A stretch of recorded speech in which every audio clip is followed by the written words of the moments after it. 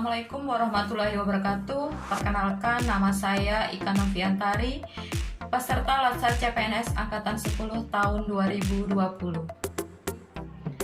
Materi yang akan saya review hari ini adalah materi tentang anti korupsi dengan fasilitator Bapak Hari.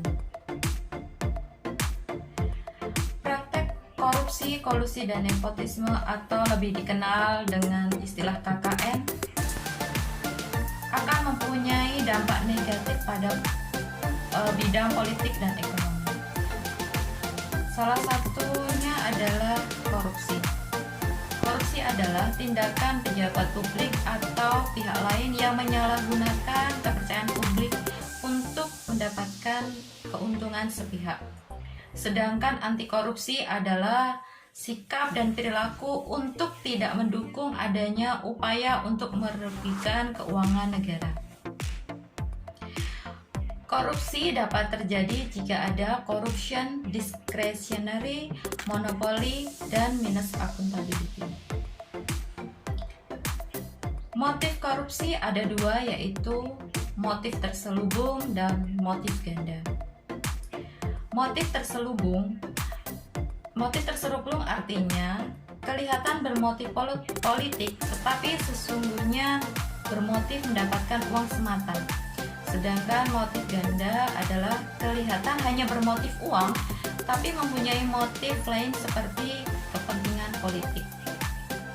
3 tingkatan korupsi. Yang pertama adalah material of benefit, yaitu mendapatkan keuntungan dari penyalahgunaan kekuasaan. Yang kedua adalah abuse of power, yaitu penyalahgunaan kekuasaan. Dan yang ketiga adalah betrayal of trust, yaitu pengkhianatan sebuah kepercayaan. Korupsi terjadi karena adanya kesempatan, perilaku, niat, kelemahan sistem, serta kesempatan yang berulang-ulang. Suap berbeda dengan gratifikasi. Seseorang dikatakan menerima suap jika dia menerima sesuatu, sedangkan ia tahu bahwa pemberian itu untuk ia berbuat sesuatu atau tidak berbuat sesuatu dalam melaksanakan tugasnya. Sedangkan gratifikasi adalah pemberian dalam arti luas yang dapat membuat orang bersikap tidak objektif.